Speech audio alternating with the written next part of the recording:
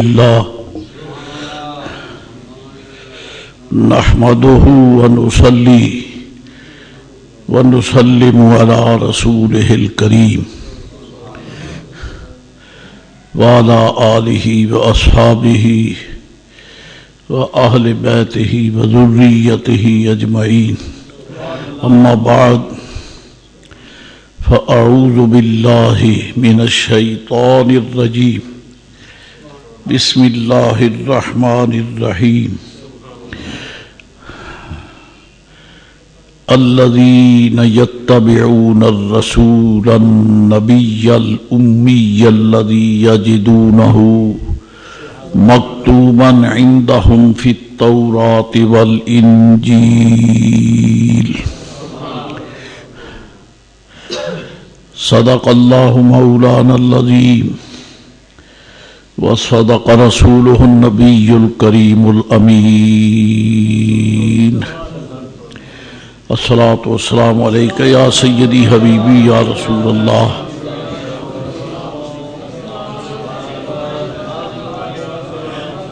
الصلاة والسلام عليك وعلى آلك وأصحابك يا حبيب الله الصلاة والسلام عليك وعلى آلك وأصحابك يا رحمة للعالمين الصلاة والسلام عليك وعلى آلك وأصحابك يا خير خلق الله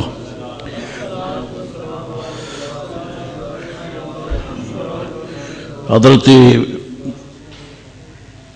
سرکار موسیٰ علی نبینا وعلیہ الصلاۃ والسلام کا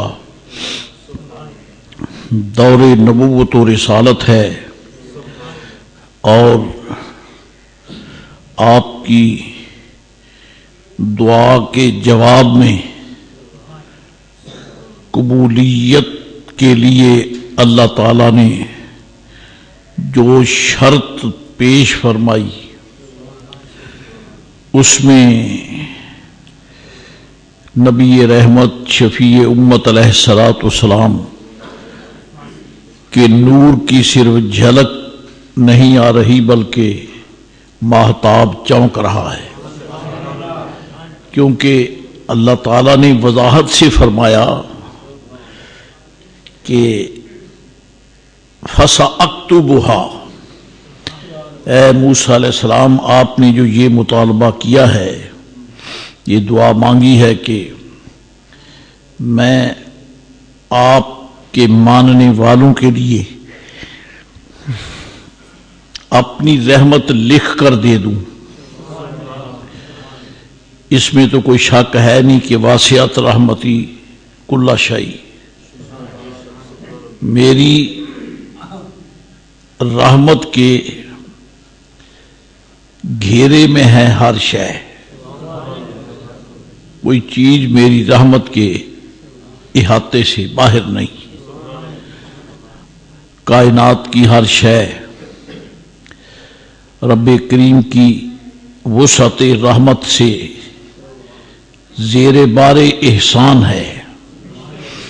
حالانکہ سب لوگ طاعت شعار نہیں ہوتے، ساری دنیا مطیع اور تابع فرمان نہیں ہوتی، سب لوگ شب زندہ دار نہیں ہوتے، سب متقی نہیں ہوتے،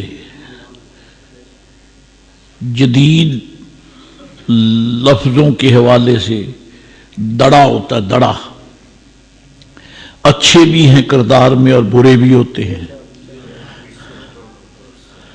رحمتی واسعت کل شیء، لیکن اللہ تعالیٰ فرماتا ہے کہ میری رحمت نے ہر شے کو اپنے گھیرے میں لے رکھا ہے۔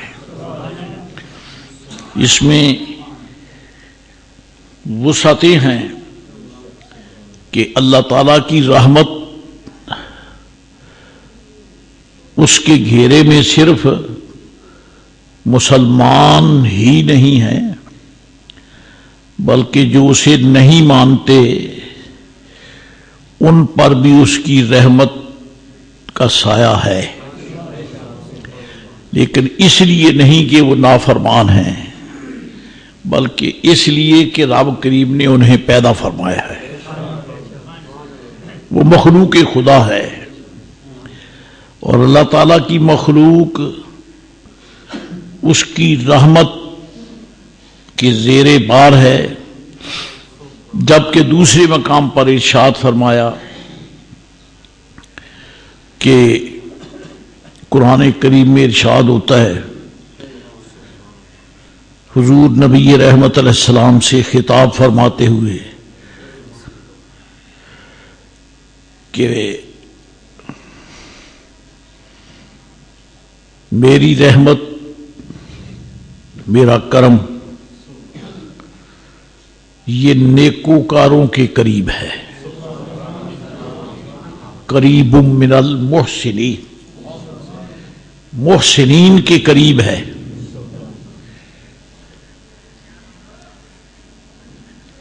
یہ کیسے آیت ہے جی؟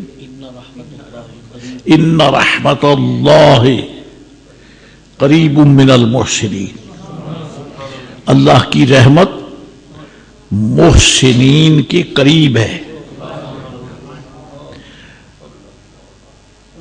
اس میں یہ بات واضح ہے کہ جو نیکوکار ہیں اللہ تعالیٰ کی رحمت ان کے قریب ہے، اور اس کی وضاحت کریں تو بڑی تفصیلات ہیں۔ قرب جو ہے اس کا تصور اس کے حوالے سے ہوگا جو قریب ہے۔ مثلا یہ مٹی کا دیا یا لالٹین یا موم بتی، یہ کمرے میں رکھی ہے، سین میں رکھی ہے، تو پورے سین کو کچھ نہ کچھ لو تو پہنچتی ہے۔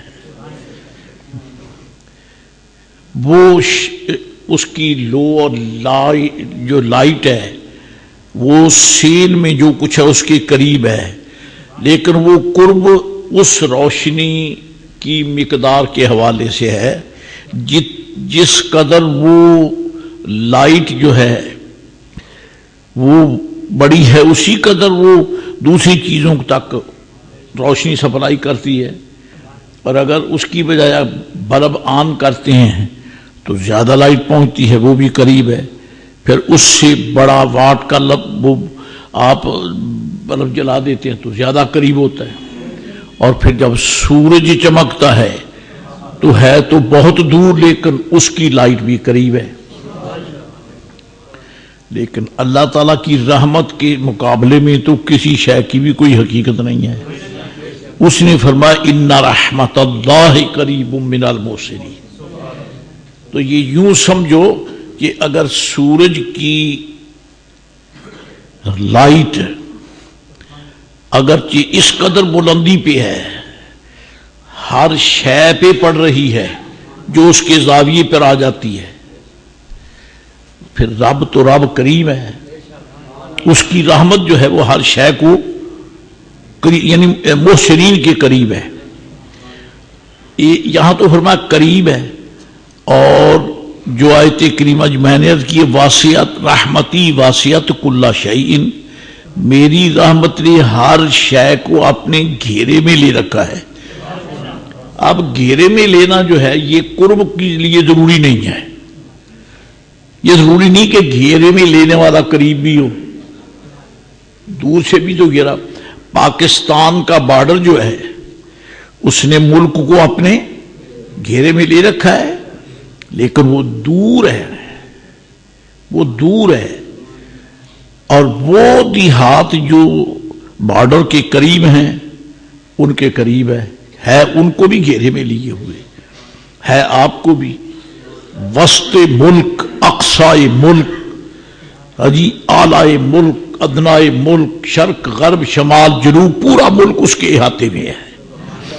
اللہ کریم کی رحمت نے ہر شے کو گھیرے میں لے رکھا ہے، جو جس معیار کی شے ہے اس پہ اسی قدر رحمت ہے. لیکن جو محسن ہیں ان کے لیے فرمایا کہ اللہ تعالیٰ کی رحمت محسنین کے قریب ہے. تو یہ کہا جائے گا کہ اللہ تعالیٰ کی رحمت جو ہے وہ کافروں کے قریب نہیں ہے، بے دینوں کے قریب نہیں ہے، بلکہ یہ بھی کہہ دوں تو حج یعنی کوئی رکاوٹ نہیں، فاجروں کے قریب نہیں ہے، فاسقوں کے قریب نہیں ہے، نافرمانوں کے قریب نہیں ہے، شرابیوں کے قریب نہیں ہے، بدکاروں کے قریب نہیں ہے، جھوٹ بولنے والوں کے قریب نہیں ہے، جھوٹی گواہی دینے والوں کے قریب نہیں ہے، یتیموں کا مال ہڑپ کرنے والوں کے قریب نہیں ہے، بیوگان کو ستانے والوں کے قریب نہیں ہے، کیونکہ وہ محسن نہیں ہے. محسن کون ہوتا ہے؟ محسن کسے کہتے ہیں؟ تو گرامی قدر حضرات، محسن جو ہے میم ہا سین نون، میم جو ہے یہ تو اس میں فاعل کا پہلا حرف ہے باب افعال سے. جی اصل جو مصدر ہے وہ ہے ہا سین نون یعنی حسن. حسن اس پہ میم آ گئی تو محسن بن گیا. اب سوال یہ ہے کہ یہ حسن کہاں سے آیا؟ یہ حسن کہاں سے آیا ہے؟ یہ لائٹ کہاں سے آئی؟ آپ کہیں گے سورج چمک رہا ہے، 14ویں رات کا چاند کی 14ویں رات ہے. میں کہتا ہوں یہ چاندنی کہاں سے آئی؟ آپ کہیں گے 14ویں رات کا چاند چمک رہا ہے. تو یہ حسن کہاں سے آیا؟ محسنین میں حسن کہاں سے آیا؟ جی تو اس کے لیے قرآن شریف نے بڑے صاف شستہ انداز میں فرمایا لقد کان لکم فی رسول اللہ اسوۃ حسنہ. وہی ہا سین نون آ گیا. اللہ تعالیٰ قسماً فرماتا ہے کہ تمہارے لیے اللہ تعالیٰ کے رسول میں بڑا حسین نمونہ ہے. تو پھر پتہ چل گیا کہ کائنات میں روح حسن حضور ہیں، جان حسن سرکار ہیں، عین حسن حضور ہیں، بلکہ حسن کا حسن حضور ہیں. حسن کا حسن حضور ہیں. اگر اس کو نبی پاک علیہ السلام سے نسبت نہیں ہوگی تو وہ حسن ہے ہی نہیں.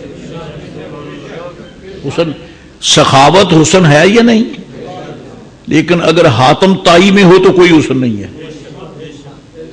حاتم تائی اس کا میرے آقا سے کوئی تعلق نہیں ہے، کافر ہے، لہذا اس کا سخی ہونا کوئی حسن نہیں رکھتا.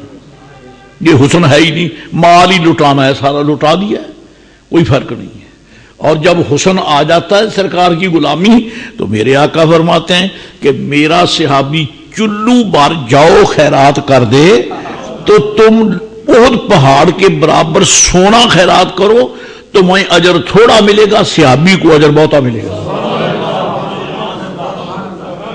تو معلوم ہوتا ہے کہ یہ مبالغہ نہیں ہے، جامع حقیقت ہے.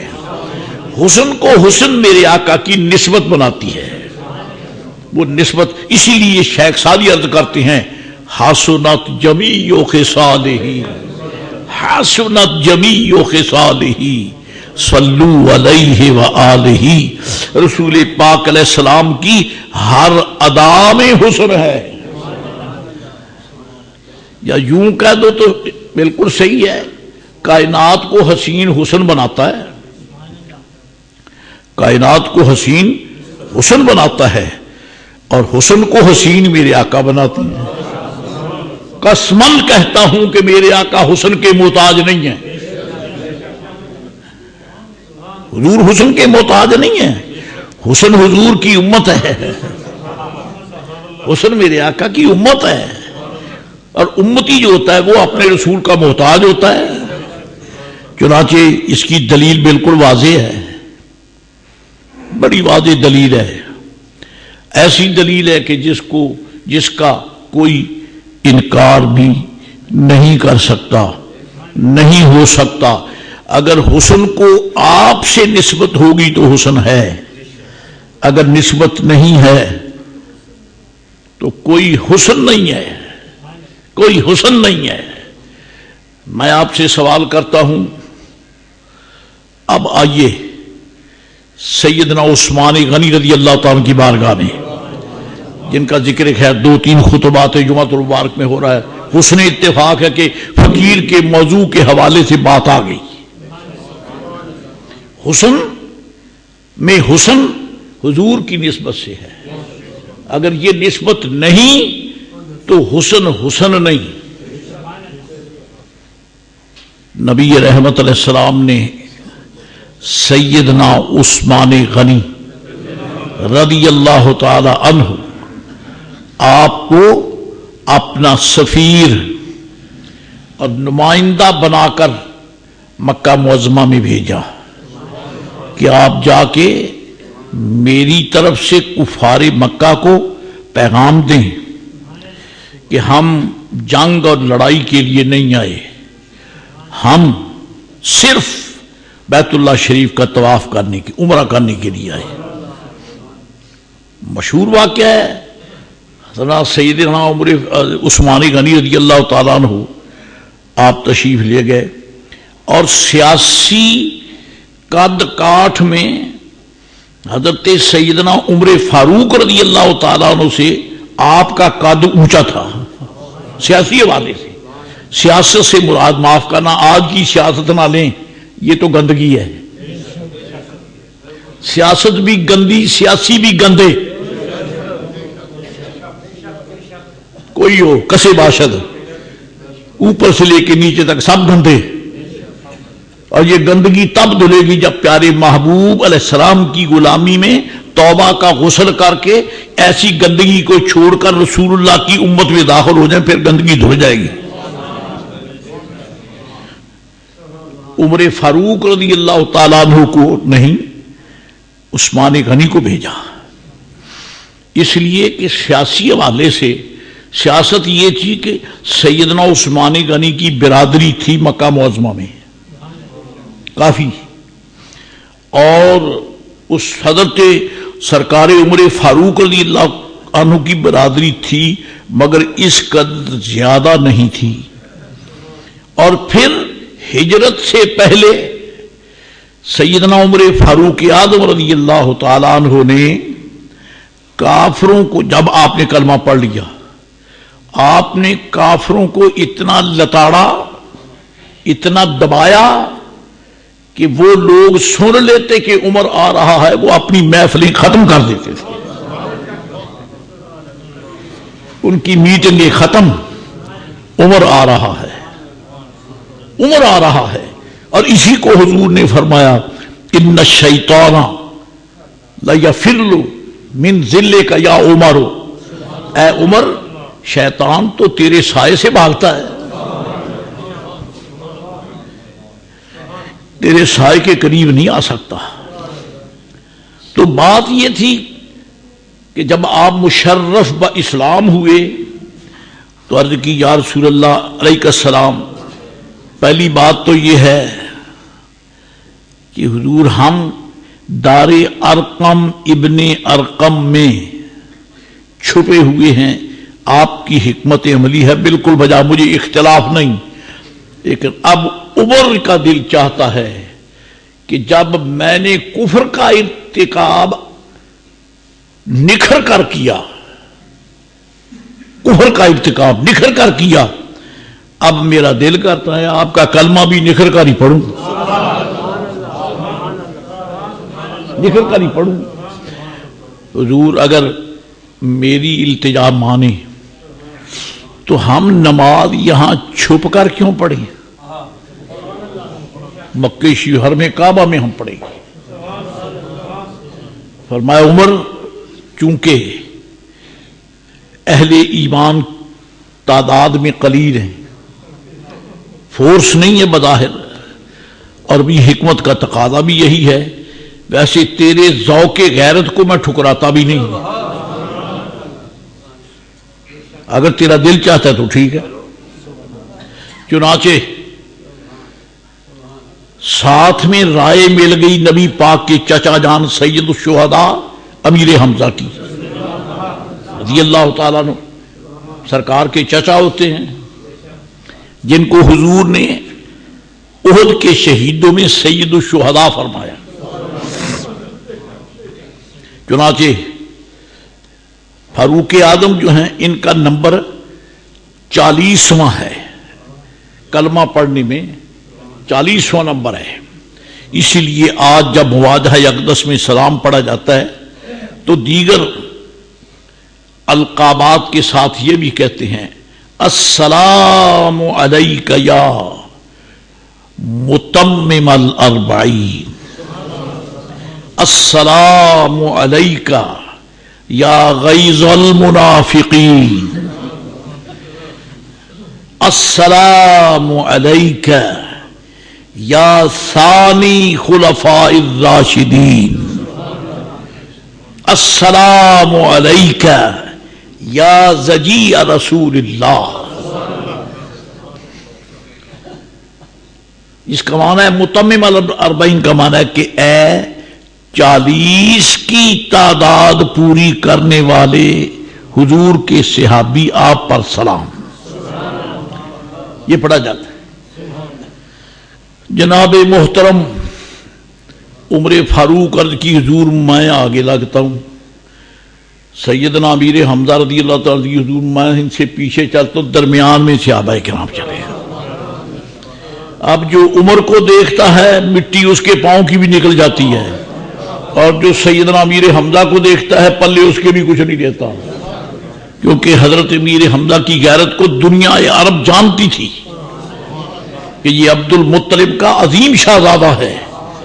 بڑے بڑے سپاہ گر جو ہیں وہ اس کی سپاہ گری کے سامنے لگا بندہ نہیں کھاتے۔ نمازیں ادا کی، پھر عرض کی حضور ایک اجازت اور، وہ کیا ہے؟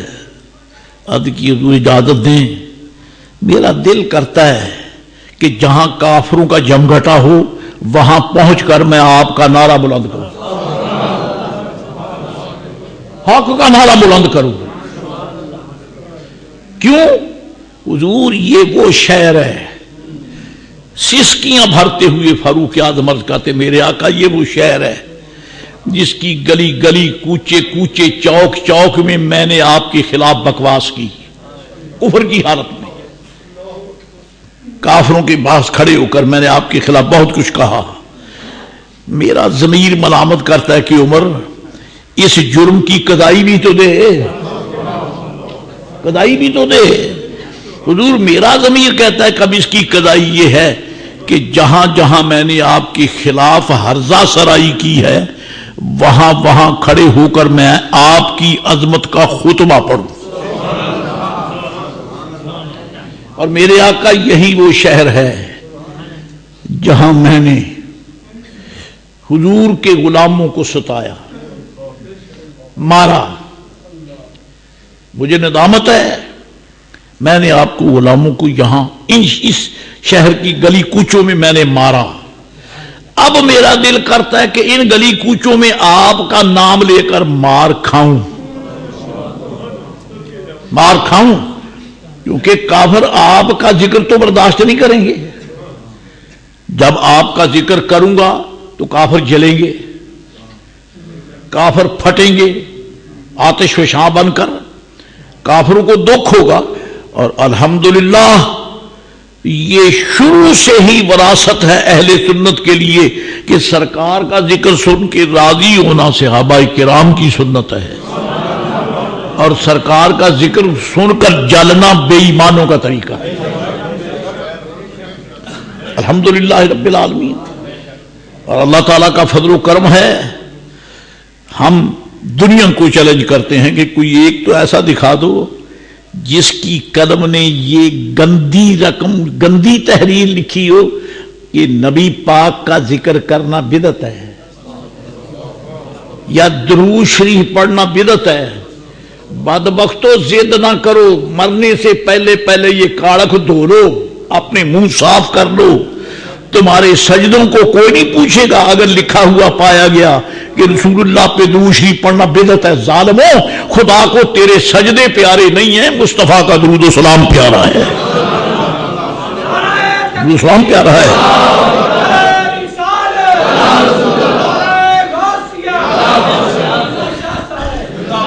کیونکہ وہ سجدہ کرنے سے خود تو پاک ہے، البتہ درود شریف خود بھی فرماتا ہے۔ تم نے تو خدائی عادت کو بدعت کہہ دیا، ظالموں، تمہارے پلے کیا رہ گیا؟ سنی کیا کرتا ہے؟ درود و سلام پڑھتا ہے۔ کس کا طریقہ ہے؟ خدائے بزرگ و برتر کا طریقہ ہے۔ محترم، فاروق اعظم نے عرض کی میرے آقا مجھے اجازت مل جائے، میں بازاروں میں جن چوکوں میں محفلوں میں مجھے پتا ڈیرے بڑے بڑے کافروں کے ڈیرے ہیں، وہاں میں نے پہنچ کر بیٹھ کر آپ کے خلاف ہرزہ سرائی کیا، آپ کے غلاموں کو پریشان کیا۔ عمر کے پاس اب ندامت کے سوا کچھ نہیں، لیکن میں چاہتا ہوں قضائی دے لوں تاکہ وہاں کھڑے ہو کر ذرا جی بھر کر حضور کا نام تو لے لوں، اسلام کی خوبیاں تو بیان کر لوں۔ لیجئے صاحب، میرے آقا علیہ الصلوۃ والسلام نے بھی اپنے غلام کو چھٹی دے دی تاکہ کافر بھی ٹنکا کے دیکھ لیں محبوب کے غلام کا برتن پکا ہے، کچا نہیں ہے، کچا نہیں ہے۔ محبوب کی نگاہ کروں نے پکا کر دیا ہے۔ چنانچہ بڑے بڑے لانتی بیٹھے تھے، اب ان کا نام لینا مجھے کیا ضرورت ہے، خبثاء کا نام لوں۔ حضرت فاروق اعظم پہنچے، شروع ہو گئے، بلند آواز سے کلمہ شریف پڑھا، حضور کی عظمت خوبیاں اسلام کی۔ اب کوئی بے ایمان ادھر صحابی چاکی چپیٹ، کوئی ادھر، تو جب آپ نے بہت للکارا تو بھائی کئی نوجوان تھے وہ اٹھ کے گلے پڑ گئے، ہاں جی، انہوں نے فاروق اعظم کو پکڑا، آپ نے ان کو پکڑا، کسی نے آپ کو مارا، کسی کو آپ نے لتاڑا، اور جب خوب مار کھائی اور مار دی تو دل مطمئن ہوا، یا اللہ تیرا شکر ہے کچھ تو قضائی ہو گئی۔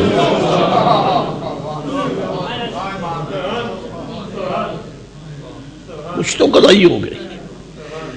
کبھی اس چوک میں، کبھی اس چوک میں، کبھی اس علاقے میں، کبھی اس علاقے میں اپنی خطاؤں کی قضائی دی۔ اور چونکہ کفار کو آپ پیٹتے رہے اور جو قابو چڑھ گیا، ہتے چڑھ گیا، اس کی خوب پٹائی کی۔ اب سیاسی حوالے سے سیاسی بیک گراؤنڈ مضبوط چاہیے تھی۔ آپ کی جتنی برادری کے وہ وہاں تھے نا افراد، ان میں اتنا دم خم نہیں تھا کہ اگر کافر عمر فاروق کے گلے پڑے تو وہ روک سکے۔ اس لیے سرکار نے عمر فاروق کو تو نہیں بھیجا، عثمان غنی کو بھیجا، جن کی جناب محترم دریا دلی، جن کا حوصلہ، جن کا تحمل اور بردباری مکہ معظمہ میں ضرب المثل تھا۔ ایسا عظیم جلیل رفیع حوصلہ مند انسان عثمان غنی ایک بے مثل شے تھی، اور ایسا عظیم حسن قدرت نے دیا تھا۔ میرے آقا علیہ السلام نے فرمایا، عثمان میں نے تجھے دو اپنی شہزادیوں کا جو نکاح یکے بعد دیگرے دیا ہے، یہ مجھے رب کریم نے حکم دیا ہے۔ تو رشتے پسند سے ہی دیے جاتے ہیں نا، ناپسند کو کون رشتہ دیتا ہے؟ آدم علیہ السلام سے لے کر عیسیٰ علیہ السلام تک کسی رسول پاک کی امت میں کسی امتی کو ایسی عزت نہیں ملی کہ ایک نبی پاک کی دو صاحبزادیاں یکے بعد دیگرے ان کے حرم میں آئی۔ بہرحال آپ کو حضور نے اجازت دی، اور مجھے ڈھونڈنے کے باوجود زیادہ وضاحت نہیں ملی، صرف یہی وضاحت ملی ہے کہ سرکار فرمایا کہ ان کو جا کر ہم میرا پیغام دو۔ بعض روایات میں آتا ہے کہ لکھ کر بھی دیا گیا کہ ہم لڑنے کے لیے، مقابلے تصادم کے لیے نہیں آئے، ہم بیت اللہ شریف کا طواف کریں گے، طواف کر کے عمرہ کر کے فارغ ہو کے ہم واپس چلے جائیں گے۔ مزاحمت نہ کرو، مزاحمت نہ کرو۔ چنانچہ آپ جس وقت مکہ معظمہ میں داخل ہوئے تو ابان بن سعید نامی ایک مکے شریف کا کافر سامنے آ گیا۔ جب وہ کافر تھا، اور اب میں کہتا ہوں رضی اللہ تعالیٰ عنہ، کیونکہ بعد میں وہ صحابی ہو گئے، عثمان غنی کو دیکھا، آپ کی دیانت، آپ کا عزم، آپ کی بردباری اور معاشرت میں آپ کے وقار کو مکے شریف کے سب لوگ جانتے تھے۔ جب اسے دیکھا تو اس نے ویلکم کیا، خوش آمدید کہا۔ آپ نے فرمایا کہ میں حضور کا ایلچی بن کر آیا، قسم کھا کے کہتا ہوں ساری دنیا کی عبادت ایک طرف، میرے آقا کی سفارت ایک طرف، کیونکہ سفیر اعتبار کے بغیر نہیں ہو سکتا۔ تو جس پر رسول اللہ اعتبار کرتے ہیں، قبر میں کیا فرشتے پوچھیں گے کہ مر ربوں کا؟ یہ تو رسول کے معتمد ہیں، رسول پاکستان کے معتمد خصوصی ہیں۔ سرکار ابان بن سعید نے کہا مرحبا مرحبا بکا یا اخی کیف جئت، کیسے آنا ہوا؟ فرمایا میں حضور کا پیغام لے کر آیا۔ کہتا ٹھیک ہے، شائستہ قوم کا طریقہ ہے کہ جو سفارتی مشن پر آئیں ان کو ویلکم کیا جاتا ہے۔ شرافت والے بھی کچھ لوگ تھے۔ اس نے آپ کو ایک مقام پہ ٹھہرا کے جا کے کفار کا جہاں جم گھٹا تھا ان سے کہا بھائی جاء عثمان الرسول ہی، کہ عثمان غنی اپنے رسول کا ترجمان بن کے آیا ہے اور میں نے اس کو سیاسی پناہ دے دی ہے، سیاسی پناہ دے دی ہے۔ اس لیے خبردار اگر کسی نے اس کو میلی نظر میں دیکھا تو۔ اور اس وقت جب کسی قوم کا کوئی عظیم فرد کسی کو سیاسی پناہ دیتا تھا نا، پھر اسے اس کا احترام کرنا پڑتا تھا لوگوں۔ ہاں بھی ٹھیک ہے، کہنے لگے جی بالکل صحیح ہے، آپ ہمارے یعنی ساتھی بھی ہیں، ہمارے شہر کے معزز فرد بھی ہیں، اور آپ کی برادری ہے، سال برابر ہیں، جس کو آپ نے پناہ دی ہے ہم نے آپ کی پناہ کو تسلیم کیا۔ چنانچہ عثمان غنی آئے، عثمان غنی آئے، آپ نے کافروں کی بھری محفل میں نبی رحمت علیہ الصلوۃ والسلام کی ترجمانی کی اور حق ادا کر دیا۔ گفتگو کیا تھی؟ زبان مبارک سے پھول جھڑ رہے تھے۔ سچا مسلمان، سچا مسلمان، صحیح مسلمان، اور پھر صحیح پاکستانی، اور پھر صحیح ایمان والا وہ ہے جو غیروں کے سامنے کھڑے ہو کر اپنے محبوب کے حسن کی ترجمانی کر سکے۔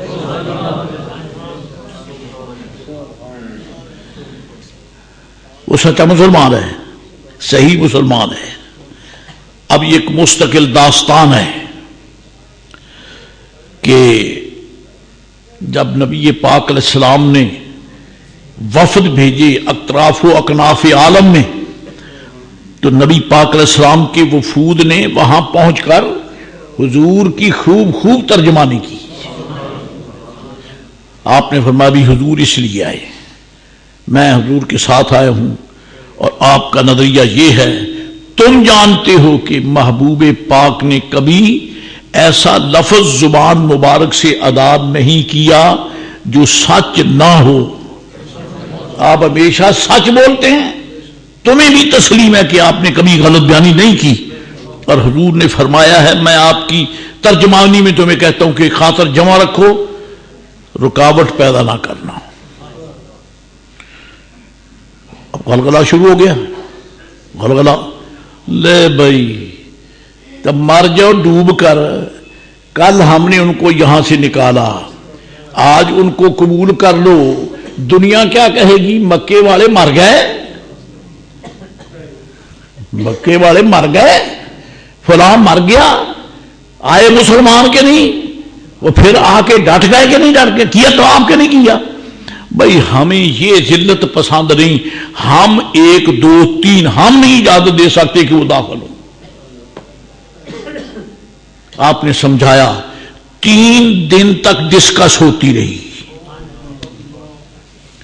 حضرت نے ان کو خوب لاجواب کیا، آخر وہ شریر گدھے کی طرح ضد مان گئے۔ گدھے کی ضد آپ جانتے ہی ہیں، وہ گدھوں سے بدتر تھے کافر، اولئک کالانعام، وہ کھوتے، وہ گدھے، شریر منکی اور ڈنکی، ڈٹ کر کے نہیں جی ایسا نہیں ہو سکتا۔ 3 دن لگ گئے، شیطان نے پیچھے افواہ اڑا دی، ان عثمان قد قتل، کہ 3 دن جو ہو گئے عثمان غنی نہیں آئے ہیں، انہیں تو شہید کر دیا ہے، انہیں تو شہید کر دیا گیا ہے۔ صحابہ کرام میں جذبات میں ہلچل مچ گئی، عرض کی آقا عثمان غنی کو شہید کر دیا گیا؟ اب میرے آقا علیہ السلام ان کو یہ تو فرماتے نہیں، یہ تو نہیں فرماتے کہ ذرا بیٹھو صبر کرو تھوڑا سا حوصلہ کرو، نہیں، جب غلاموں کے جذبات دیکھے نا پورے معیار پہ آئے، سرکار نے ہاتھ پھیلا کے فرمایا کرو بیعت میری، کرو بیعت۔ سب سے پہلے سلمہ بن اکوع، اور بعض روایات میں ایک اور صحابی کا نام آتا ہے، انہوں نے بیعت کی۔ بیعت کس امر پر کی؟ یا تو ہم یہ ضمانت لیں کہ عثمان غنی حیات ظاہری میں ہیں اور انہوں نے ان کو تکلیف نہیں دی، ورنہ پھر حضور ہم بیعت کرتے آپ کے ہاتھ پر، ہم جہاد کریں گے حتی نستا شہادہ، حتیٰ کہ ہم شہید ہو جائیں گے، لیکن یہ قدم مدینے پاک کو نہیں اٹھیں گے، اب آگے چلیں گے۔ واللہ العظیم یہ بیعت کیا تھی؟ کافروں کے پاؤں تلے کی مٹی نکل گئی۔ کہا ہوش کرو، ان کو چھیڑو نہیں، کیونکہ بدر میں تم ان کے جوتے کھا چکے ہو، بدر میں تمہارا انہوں نے حلیہ ٹائٹ کر دیا 313 نے۔ یہ وہی قوم ہے، یہ بھاگنے والے نہیں ہیں۔ اور ایک کافر نے حضور کی خدمت میں آ کر یہ لفظ بھی بولے کہ جناب آپ ان لوگوں پر اعتبار کر کے آ گئے ہیں جو آپ کے ساتھ ہیں، میں دیکھتا ہوں ہم نے اگر تھوڑی سی مزاحمت کی یہ بھاگتے نظر آئیں گے، یہ تو عرب کے ان پڑھ لوگ ہیں، بدو ہیں، یہ آپ کا ساتھ نہیں دیں گے۔ خدا کی قدرت، صدیق اکبر پاس کھڑے تھے۔ اب مجھے لفظ کہنے میں حرج کوئی نہیں، ابو بکر جو کہ صدیق ہیں، ابو بکر رضی اللہ تعالی جو کہ صدیق ہیں، اور صدیق اکبر کی زبان پاکیزہ، شستہ، برجستہ، ایسی پاکیزہ کہ ملائکہ عشش کریں۔ جب اس نے حضور کے غلاموں کو بزدل کہا تو بس میں یہ کہتا ہوں کہ صدیق اکبر نے اس کو گالی دی۔ اگر کوئی سمجھ سکتا ہے تو لفظ بول دوں گا، ترجمہ میں نہیں کر سکتا۔ انسس بزر اللات، ایسی زبردست گالی تھی، چکرا گیا بے ایمان۔ پیچھے مڑ کے دیکھا کون کھڑا ہے، ابو بکر کو دیکھا تو منہ پرلی طرف کر دیا کہ یہ تو ان کی وفا کا پہاڑ ہے، مجھ سے کیا غلطی ہوئی، میں نے کس کے سامنے کیا لفظ بول دیے۔ ابو بکر اور ساتھ چھوڑ کے چلا جائے، عمر اور ساتھ چھوڑ کے چلا جائے، علی اور ساتھ چھوڑ کے چلا جائے، عثمان اور ساتھ چھوڑ کے چلا جائے، صحابہ کرام 1400 ساتھ چھوڑ، اور 200-313 ساتھ نہیں چھوڑتے، وہ 1500 کیسے چھوڑ دیں گے؟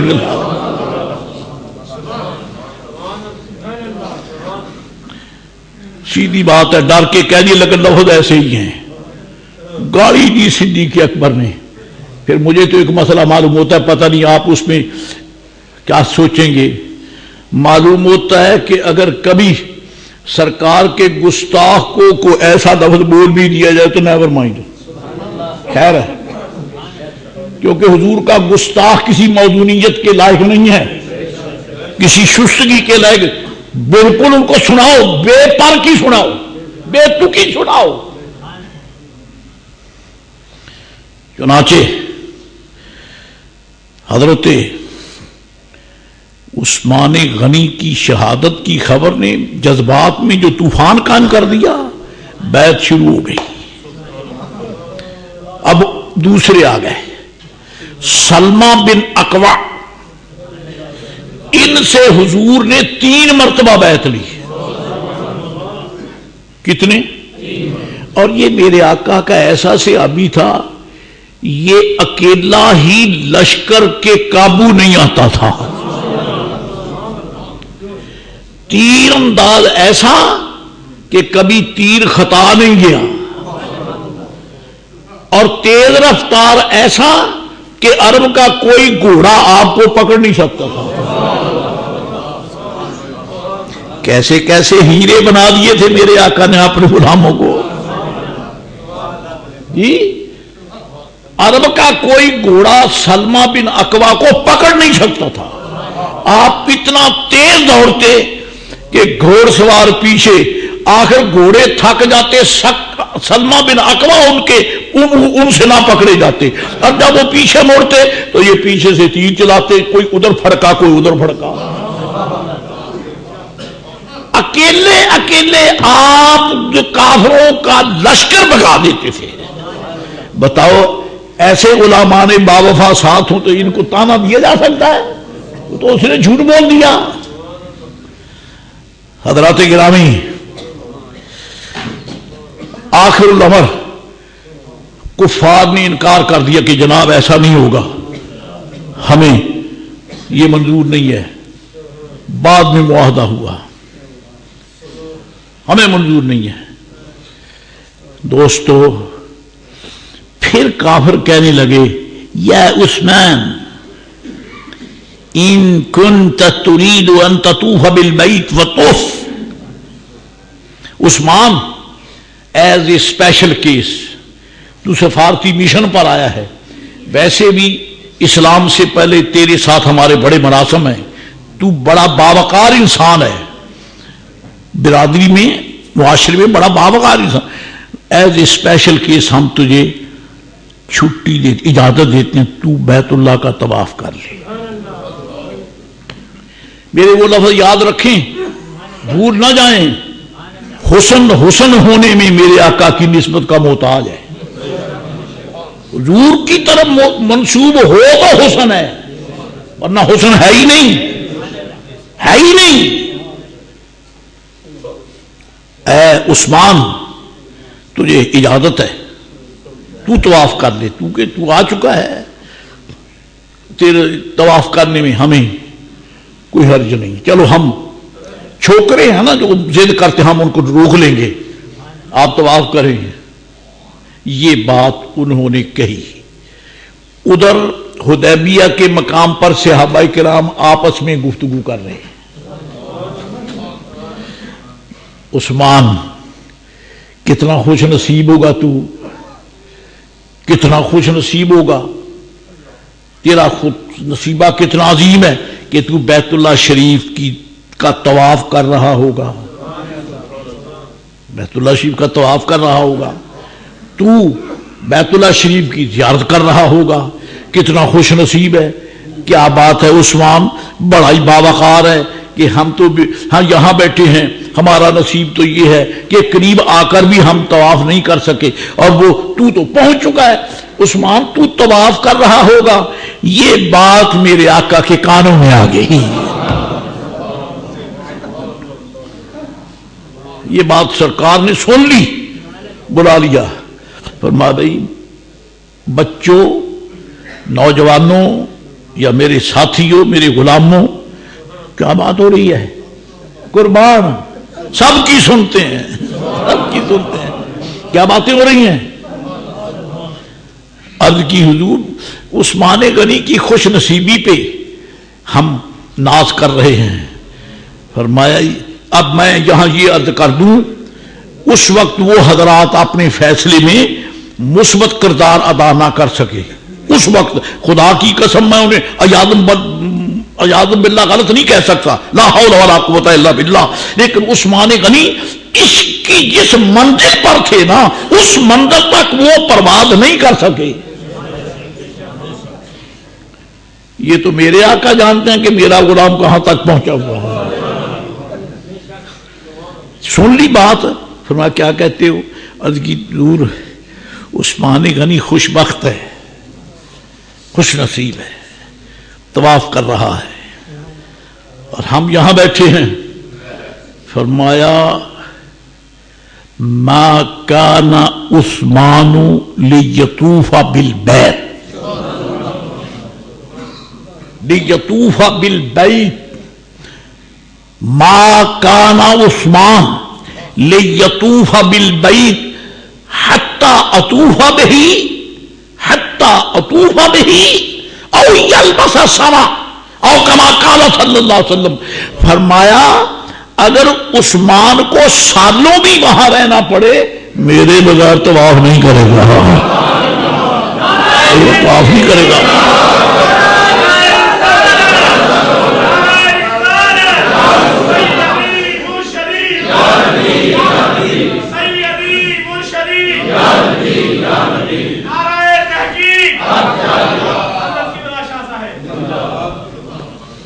میرے بغیر طواف نہیں کرے گا. میں چیلنج کرتا ہوں تاریخ دانوں کو, ہسٹری کے جو اپنے آپ کو ڈاکٹر سمجھتے ہیں, جنہوں نے جناب محترم ڈاکٹریٹ کیا ہوا ہے, جو ہسٹری کے بہت بڑے فادر ہیں, اسکالر ہیں, کوئی ایک لفظ تو دکھاؤ کسی کتاب میں کہ جب عثمان جانے لگے تھے تو نبی پاک نے فرما دیا عثمان خیال کرنا ہمارے بغیر طواف نہ کرنا, ہمارے بغیر طواف نہ کرنا. نہیں, صرف یہ فرمایا تھا کہ ان کو جا کر ہمارے آنے کا مقصد بیان کر دو, باقی یہ کہ طواف کرو نہ کرو یہ بات زیر بحث آئی ہی نہیں. تو پھر بتاؤ پھر میرے آقا نے کیسے کہہ دیا کہ عثمان میرے بغیر طواف نہیں کرے گا؟ کیسے کہہ دیا؟ تو پھر سنی بنو تو کام بنے گا. سنیوں کے بغیر یہ مسئلہ کوئی حل نہیں کر سکتا, ورنہ میں کہتا ہوں میرا چیلنج کرو حل. جب تم صحابہ کا نام لے کر دکان سیاسی چمکاتے ہو اور تم کہتے ہم سپاہی صحابہ ہیں, بعد وقت جب صحابہ کی سپاہ بنتے ہو تو یہ آخر فوج کو ملکی قانون کا احترام ہوتا ہے یا نہیں ہوتا؟ اگر صحابہ کی سپاہ ہو تو صحابہ کا قانون کون پورا کرے گا؟ صحابہ کا قانون یہ ہے طواف کعبہ بھی کچھ نہیں ہے محمد عربی کے بغیر, ان کے بغیر طواف کعبہ بھی کچھ نہیں ہے. بڑے بے حیا ہو, صحابہ کرام کا نام سیاست کے لیے لیتے ہو. اصل سنیت تو صحابیت ہے, صحابیت کے در دولت سے ہمیں یہ خیرات ملی ہے. نبی کریم صلوات اللہ تعالی وسلامہ علیہ فرمایا کہ عمر عثمان طواف نہیں کرے گا جب تک کہ میں طواف نہ, چاہے سال تک بیٹھنا پڑے. یہ بات میری سرکار نے یہاں فرمائی. ادھر عثمان غنی نے کیا کہا؟ عثمان غنی کہنے لگے میں اس مقصد کے لیے آیا ہوں کہ میرے آقا نے مجھے یہ پیغام دیا ہے, اسے تم تسلیم کرو, اور اگر تم میرے آقا کے حکم کو تسلیم نہیں کرتے تمہاری پیشکش کو میں کیا جانوں. میں کیا جانوں. نیٹو ٹائم آف سیدنا عثمان غنی دا ہولی مکہ. عثمان غنی کا نیٹو ٹاؤن مادر وطن شہر مکہ جب سے پیدا ہوئے بیت اللہ شریف کی زیارت کرتے رہے, اس کے ارد گرد گھومتے رہے, دیکھتے رہے. لیکن آج کیا ہو گیا ہے؟ انہوں نے کہا طواف کرو. فرمایا نہیں کروں گا. طواف کرنا میرے یعنی مسئلے میں داخل نہیں ہے. طواف کرنا میری ڈیوٹی میں داخل نہیں ہے. رسول اللہ کا پیغام پہنچانا داخل ہے, وہ میں کر لیا ہے. کرتے ہو تعمیر کرو, ورنہ عثمان جاتا ہے طواف, میں نہیں کرتا محمد عربی کے بغیر.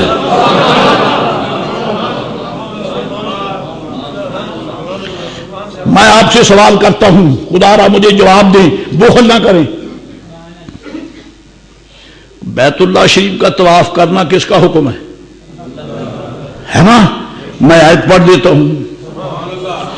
اللہ تعالیٰ فرماتا ہے وَلْيَطَّوَّفُوا بِالْبَيْتِ الْعَتِيقِ.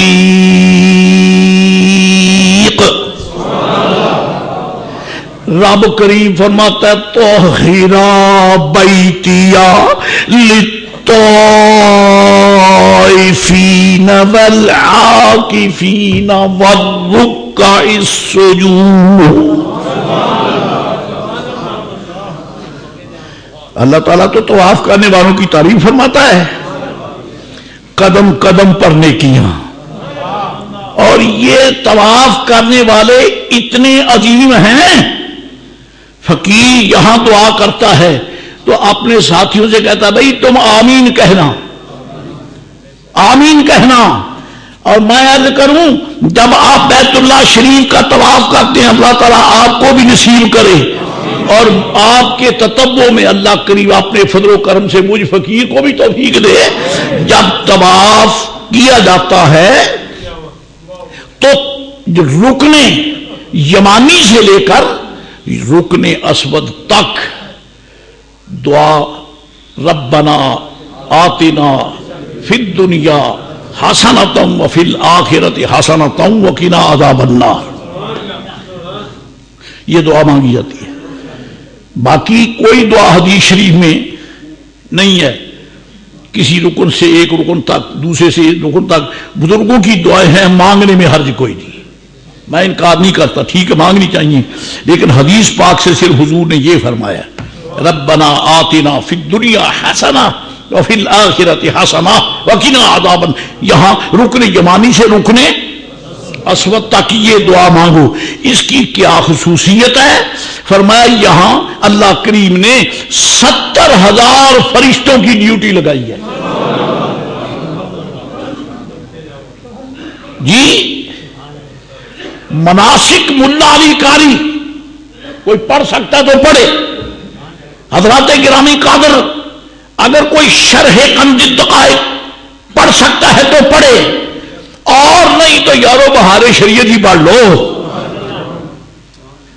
70,000 فرشتہ اس زاویے میں کھڑا ہو کر ایک اور حدیث شریف وہ بھی ہو جائے, اس نے اتفاق ہے.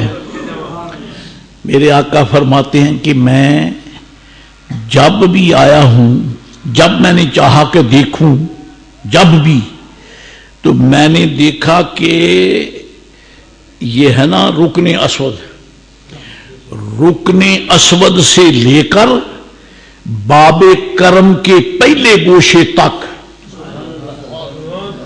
رکن اسود سے باب کرم کے پہلے گوشے تک, اس کو کہتے ہیں مستجاب.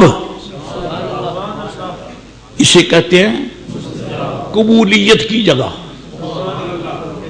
کیا کہتے ہیں؟ کس نے بتایا؟ یہی بات ختم ہوتی ہے. کس نے بتایا؟ قرآن شریف میں نہیں لکھا. یہ کس نے بتایا ہے کہ یہ دورانیہ, یہ ڈیوریشن جو ہے وہ تو سارا حرم کعبہ ہی قبولیت دعا ہے, لیکن ایز اے اسپیشل کیس حرم جناب علی رکن اسود سے لے کر باب کرم کے گوشے تک جہاں جفی ماری جاتی ہے. قسم بخدا میرے آقا نے جفی ڈالی. سرکار علیہ الصلوۃ والسلام نے اپنا رخسار مبارک لگایا, یہ رخسار لگایا اور میری آقا علیہ السلام کی آنکھوں کے آنسو اس دیوار پر بہے. اب کہیے امت کے لیے کوئی اور دلیل چاہیے؟ اس سے بڑی کوئی دلیل نہیں ہے. لیکن ایک اور بات ہے، فرمایا جب بھی میں نے چاہا دیکھوں تو مجھے جبریل یہاں کھڑا نظر آیا. مجھے یہاں جبریل کھڑا نظر آیا. میں نے جب چاہا جبریل کھڑا نظر آیا. میں نے جب چاہا جبریل نظر آیا. مجھے کہنے دو لگا بندہ ہے غلام جبریل میرے مصطفیٰ کا، وہ جب چاہے خدا فرماتا ہے جلدی کر محبوب کے پاس پہنچ جاؤ. میں نے جب چاہا ہے، میں نے دیکھا جبریل یہاں کھڑا ہے اور وہ دعا مانگتا ہے. جبریل کہاں رہتا ہے؟ سدرہ. سدرہ کہاں؟ 7 آسمانوں سے اوپر. میرے آقا کہاں بیٹھے ہیں؟ مکہ معظمہ میں. صحیح ہے؟ کتنا فاصلہ ہے. اور حضور فرماتے ہیں نہ جب بھی چاہتا ہوں دیکھتا ہوں کہ جبریل کھڑے ہیں اور یہ دعا مانگ رہے ہیں. افسوس ہے کہ ہم سب کچھ یاد کرتے ہیں لیکن ان الفاظ کا جانے ہماری رسائی نہیں یا توجہ نہیں ہے. امام علیہ السلام فرماتے نقل کرتے ہیں اور کتابوں میں بھی ہے کہ حضور فرماتے جبریل یہاں دعا کرتے ہیں یا واجد یا واجد یا ماجد لا تزل انی نعمتا انعمتها علی. ترجمہ آئے نہ آئے یہ جبریل کی دعا ہے، شاہباز سدرہ کی دعا ہے اور میرے آقا علیہ السلام نے اسے ریکمینڈ فرمایا ہے، اسے قبول فرمایا ہے. یہ دعا مانگو یا واجد یا ماجد لا تزل انی نعمتا انعمتها علی. جبریل کہتے یا واجد اے کائنات کو مارد وجود میں لانے والے، اے کائنات کی ایجاد فرمانے والے، یا ماجدو اے ساری کائنات کو بزرگیاں تقسیم کرنے والے، لا تزل انی نعمتا انعمتها علی. جو نعمت تو نے مجھے عطا کی ہے یہ واپس نہ دینا، اسی طرح سلامت رہے. یہ دعا جبریل یہاں مانگتے. جی اب یہاں گفتگو کروں تو میرے پاس وقت اتنا نہیں ساتھ دیتا، لیکن کہنے میں حرج بھی نہیں ہے. اب کیا کہوں کہ پاکستان اور دنیا اسلام کے سربراہوں کو کیا کرنا چاہیے. یہ تقدیر ہے مسلمانوں کی کہ مسلمانوں کے سربراہ وہ ہوتے ہیں جنہیں اسلام کا الف با بھی نہیں آتا، جو پیداوار ہی کسی اور جہان کی ہیں، پیداوار ہی کسی اور جہان کی ہیں، جن میں شکل ہے نہ عقل ہے نہ دیانت ہے نہ تقوی ہے نہ پرہیزگاری ہے نہ خدا کا خوف ہے نہ عشق رسول ہے. دن دہاڑے کتا یہودی رسول اللہ علیہ السلام کے غلاموں کے ملک میں 2 مسلمانوں کو قتل کر کے گرفتار ہوتا ہے اور حکومت وقت اس کو عزت کے ساتھ آبرو کے ساتھ رہائی دے کے چھوڑ دیتی ہے. ایسا واقعہ ہے پاکستان میں ریسنٹلی ہوا یا نہیں ہوا؟ ہوا. ڈوب کے مر جاؤ. کدھر چلے گئے تم؟ پاکستان کی سرزمین پر کتا یہودی وہاں سے آ کے قتل کرتا ہے اور پھر نکل جاتا ہے. اور ایک عاشق رسول، ایک سنی نوجوان یا رسول اللہ کہنے والا ملک ممتاز حسین قادری، جس نے گستاخی رسول کو کتے کی موت مارا. ہاں جی، تم لوگوں کو اتنی شرم نہیں ہے؟ آج تک تم نے اس کو قید میں رکھا ہوا ہے، آج تک جیل میں رکھا ہوا ہے. کتا یہودی سامنے قتل کرے تم اسے چھوڑ دو، مسلمانوں کو قتل کرے. اور رسول اللہ علیہ السلام کے حسن کا غلام عاشق رسول حضور کے گستاخ کو جہنم رسید کرے، تم میں اتنی بھی غیرت نہیں ہے کہ تم اس کی ضمانت ہی لے سکو۔ یارو غازی علم الدین شہید ہوئے، اللہ ان پہ کروڑوں رحمتیں کرے، لیکن ان کی ضمانت نہیں لی تو وہ تو چوڑے تھے۔ وہ جج کون تھے؟ بولو تو صحیح، چوڑے، وہ چوڑا تھا۔ اس عیسائی بدبخت نے نہیں ضمانت لی۔ آج کون بیٹھے؟ آج تو مسلمان کہلانے والے ہیں۔ ان کو میں کہتا ہوں ذرا اپنے ضمیر کی طرف شرم سے سر جھکا کے دیکھو، جس کو تم نے آج تک اندر رکھا ہوا ہے اس کا کیا جرم ہے؟ جس ملک میں ایک بے ایمان کتا یہودی مسلمانوں کو قتل کر کے صاف بری ہو کے نکل جائے اور تمہاری اشیر بات سے نکلے۔ نبی پاک علیہ السلام کا ایک نیاز مند اگر کتے دشمن رسول کو گستاخ کو قتل کرے، آج تک تم نے اس کو جیل میں رکھا ہوا، بلکہ موت کی سزا بھی ہو چکی ہے۔ خدا کے حلم کو چیلنج نہ کرو، اس کی گرفت بڑی زبردست ہے، اس کی گرفت بڑی زبردست ہے جی۔ جب وہ پکڑتا ہے تو لا یوسف وثاقہ احد، پھر اس کی پکڑ کوئی پکڑ سکتا نہیں ہے جی۔ پاکستان، اے کاش پاکستان ہوتا، لیکن تب پاکستان صحیح بنتا جب ایسے نامراد ناپاک ملک میں نہ آتے، تب پاکستان کو ہم پاک یعنی ہوا تسلیم کر جاتے۔ نام تو پاکستان ہے لیکن ہوتا کیا ہے؟ پناہ با خدا۔ لم اکن لاتوہا، میں نہیں طواف کرتا۔ میں پوچھتا ہوں کہ طواف کرنا کس کا حکم ہے؟ ثواب ہے؟ ثواب ہے۔ ایک نہیں فرمایا دوسرا بھی کرو، تیسرا راؤنڈ لگاؤ، چوتھا لگاؤ، پانچواں، چھٹا، ساتواں، کیونکہ میرے محبوب نے 7 راؤنڈ لگائے۔ تم بھی لگاؤ، کرو، لگاؤ چکر، 7 چکر لگائے ہیں ہاں جی۔ اور طواف نماز ہے۔ فار یور کائنڈ انفارمیشن، طواف نماز ہے۔ اسی وجہ سے حکم ہے کہ جب طواف ہو رہا ہو، اور یہ بھی آپ کو پتا ہے کہ بیت اللہ شریف کے ارد گرد ہر سمت نماز ہوتی، جو ادھر ہیں وہ ادھر منہ کیے ہوئے ہیں، جو ادھر ہیں وہ ادھر منہ کیے ہوتے ہیں، جو ادھر ہیں وہ ادھر منہ کیے ہوتے ہیں، جو ادھر ہیں وہ ادھر، اور جو گوشوں کی طرف ہے وہ ایسے ہے نا۔ اب وہ چاروں طرف تو نماز ہو رہی ہے اور چاروں طرف ہی طواف ہو رہا ہے۔ کوئی ہے ایسا فلسفہ مسئلہ کہ پہلے طواف بند کرو نماز پڑھاؤ؟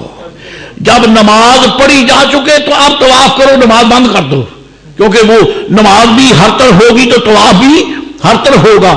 بند نہ فرمایا طواف بھی ہوتا رہے، نماز بھی ہوتی رہے، کیونکہ نماز تو نماز ہے، طواف بھی نماز ہے۔ اور جب یہ طواف کرنے والا طواف کر رہا ہے، یہ فضول چکر نہیں لگا رہا، یہ بھی نماز پڑھ رہا ہے۔ اس کو اجازت ہے۔ یہ نمازی کے آگے سے آپ جب پیچھے کھڑے ہو کے نماز پڑھتے ہیں، پچھلی صف والوں کے آگے پہلی صف والے کھڑے نماز پڑھ رہے ہیں یا نہیں؟ کوئی کھٹک ہوتی ہے؟ نہیں ہوتی۔ کیوں؟ اگلے بھی نمازی، پچھلے بھی نمازی، پچھلے بھی نمازی۔ نمازی کے آگے نمازی ہو سکتا ہے، لیکن یہ نماز ہے کہ ہلنا جائز نہیں۔ طواف والی مور نماز ہے کہ رکنا جائز نہیں ہے۔ میرے آقا تیری عظمت پہ صدقے جیسی تو چاہے نماز پڑھا دے، ہم تیرے غلام ہیں، ہم آپ کے غلام ہیں، آپ جیسے آرڈر دیں ہم آپ کے غلام ہیں۔ وہاں فرمایا خبردار آگے سے نہیں گزرنا، اور جہاں حکم ہے کرو تو ادھر نماز، ہر طرف نماز ہو رہی ہے، ہر طرف نماز ہو رہی ہے، ہر طرف طواف ہو رہا ہے۔ پتہ چلا طواف نماز ہے۔ طواف اس کو رکھیے دین میں۔ اور اب کافروں کی پیشکش، عثمان طواف کر دی، عثمان بتائیے نماز حسن ہے کہ نہیں ہے؟ نماز حسن ہے، طواف حسن ہے؟ یہ آپ بورے والوں کو ہی سمجھ آ گئی ہے، باقی کسی کو سمجھ نہیں آئی؟ اب میں تنقید کروں تو مجھے تکلیف ہوتی ہے، لیکن بس اب ہمیں جیسے بھی ہو اپنی قوم کے ساتھ وقت جو گزارنا ہوا جی، ذکر خیر ہو رہا ہے، لیکن ہم درمیان میں گیپ ہے اور دھوپ میں بیٹھے ہیں، مسجد شریف کے ہال میں نہیں آ سکتے، ہمیں سردی لگتی ہے، ہمیں سردی لگتی ہے۔ میں پوچھتا ہوں کہ یہ جتنے بھی آڑتی صاحبان اپنی دکانوں کے اندر بیٹھ کر کاروبار کرتے ہیں، لکھتے پڑھتے ہیں، سورج ان پہ چمکتا ہے؟ بتا دو، چلو جو آڑتی نہیں ہے وہ بتا دو۔ اول تو آڑتی یہاں بیٹھا ہی کوئی نہیں، گاپا صاحب ہے، جو بیٹھے ہیں ان کو بھی کہتا ہوں، اندر سورج چمکتا ہے دکانوں میں؟ آپ اپنے دفتر میں بیٹھ کر کام کرتے ہیں تو سورج چمکتا ہے؟ بیٹھتے ہیں کہ نہیں بیٹھتے؟ اور کریں کیا جی؟ ڈیوٹی جو دینا ہوئی، ڈیوٹی جو دینا، یہ روٹی جو کھانی ہوئی، روٹی کی خاطر بغیر سورج کے اندر بیٹھ کر سردی برداشت کر کے کہاں ڈیوٹی دیتا ہے؟ یہاں مسجد میں بیٹھ کر دھوپ کا لالچ کر کے خدا کے گھر کے اندر بیٹھنا ہمیں پسند نہیں جی۔ چنا درد سمدر دل اگر گویم زباں سوزد مگر دم در کشم ترسم کے مغزے استہاں سوزد۔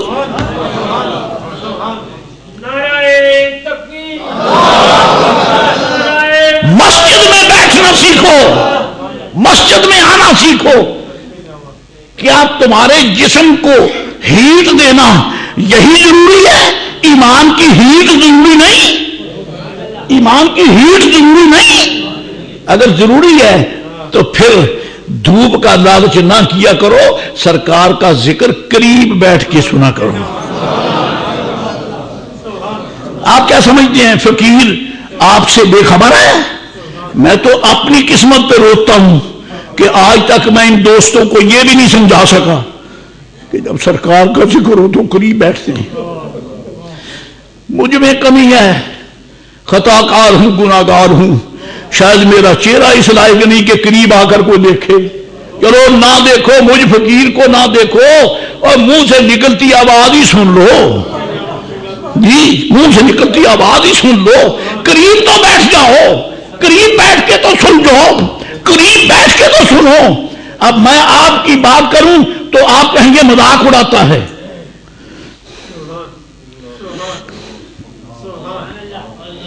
بس دال فیان کرو اس تصور کو۔ اب میری قوم کو تو اتنا بھی پتہ نہیں چلتا، پناہ بخدا۔ عثمان غنی رضی اللہ عنہ، نماز ہے حسن، نماز ہے حسن، طواف ہے نا؟ عثمان غنی کو نہیں پتا؟ عثمان غنی کو پتا ہے یا نہیں پتا؟ پتا ہے، پھر نماز کیوں نہیں پڑھتے؟ پھر کیا نماز کیوں نہیں پڑھتے؟ طواف کیوں نہیں کرتے؟ انہیں کہا جناب طواف کریں، ہم آپ کو اجازت دیتے ہیں، آپ طواف کریں۔ آپ نے بتانا تھا پاگلو بے حیاؤ، بیت اللہ شریف سے ہماری نسبت بعد میں ہے، محمدی عربی کے قدموں سے پہلے ہے، سے پہلے ہے۔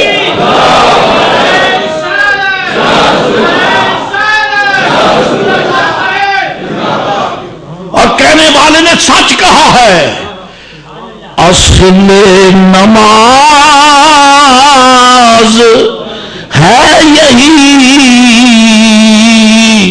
روح نماز ہے یہی، اصل نماز ہے یہی، روح نماز ہے یہی، تیری نظر میں تو ہوں، میری نظر میں تو رہے۔ جس کا بھی شعر ہے میں اس کی روح سے معذرت کرتا ہوں، میں نے بدل کر پڑھ دیا ہے، شعر اس طرح ہے جیسے آپ سناؤں گا۔ کہتا ہے اصل نماز ہے یہی، روح نماز ہے یہی تیری نظر میں رہوں میری نظر میں تو رہے. تو میں اس سے کہتا ہوں میری نظر تیری نظر میں رہوں. یہ تو میری تمنا ہے، میں رہوں نہیں، تیری نظر میں تو ہوں. تیری نظر میں تو ہوں. میرے آقا آپ بھی فقیر کو تو دیکھ رہے ہیں. اے کاش میری نظر میں تو رہے. قابل دید ہے وہ جو محو جستجو رہے.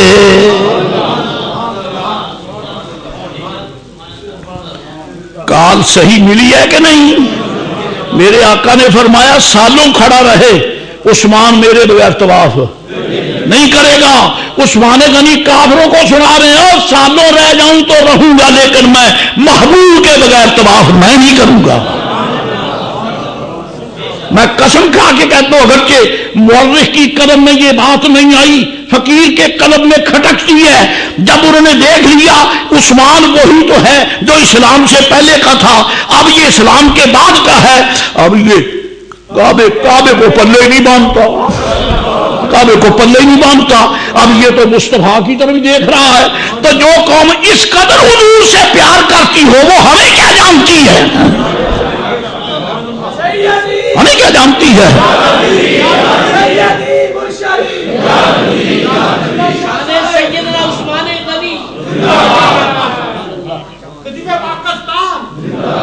یہ ایمان ہے، یہ ایمان ہے. سرکار کے بغیر حسن ہے ہی نہیں، حضور کے بغیر حسن ہے ہی نہیں. حسن محتاج ہے، میرے آقا حاجت روا. وآخر دعوانا الحمدللہ وما علینا الا البلاغ.